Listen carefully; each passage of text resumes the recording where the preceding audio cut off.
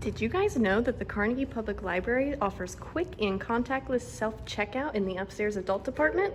Today we are going to be walking through how to use the self-checkout. So first we are going to need to get our library card. You can use either your physical library card or the SEO Libraries app to pull up your library card, and then you're just going to need to scan it right there. So next, we're just going to want to scan our item that we are checking out, and we'll do that in the same place.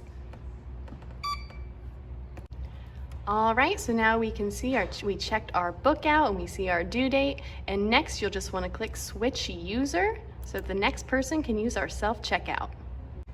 To check your items back in, you're just going to click Check In, and then you're going to scan your item once more. After your items are checked in, you will walk them over to our baskets, where they will then be quarantined for 3 days before further use. Our self-checkout station is then disinfected after each use.